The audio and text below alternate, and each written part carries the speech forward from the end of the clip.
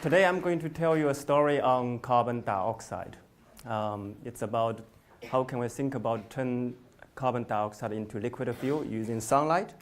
In the past many decades, we are mainly using fossil fuel as our main energy source. And as a result, our planet Earth is facing many challenges and problems. For example, the CO2 concentration in the atmosphere is already passing 400 ppm. We have issue about global warming, we have the pollution issue, and the sea level is rising. So in order to mitigate these problems, we need to introduce more and more renewable energy technology into our overall energy portfolio. And one of such technology is this technology called artificial photosynthesis. And this technology is a process that can convert solar energy and store it into chemical bond. So every day when we're driving our car, we're basically burning the gasoline and using its energy and releasing the CO2 and the water back into the environment. And this artificial photosynthesis technology can turn the CO2 and water back into chemical fuels using sunlight. So if we can come up with artificial photosynthetic system that can do this job with good efficiency and a low cost, then essentially we're offering a carbon neutral solution to our energy and environmental problem. Now the question is, how can we do this? Okay. So in this regard, we can certainly learn from nature. And if we look around, actually nature is doing this photosynthesis every day. We look at the green leaf. The green leaf basically breathes in CO2, absorbs the sunlight, and turns that into carbohydrates and release oxygen back into the environment.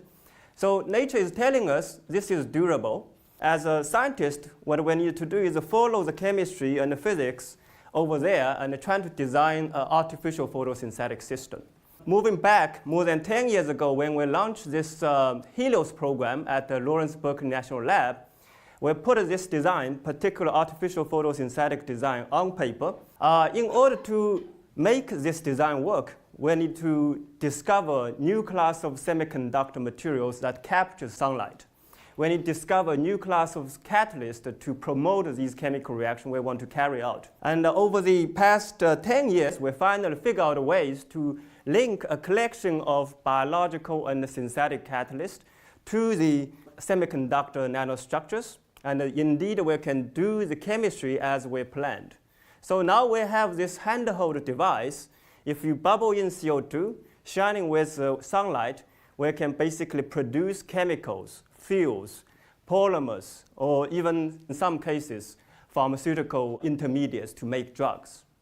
And even better, our artificial photosynthetic system, in terms of its solar to chemical energy conversion efficiency, is already better than nature.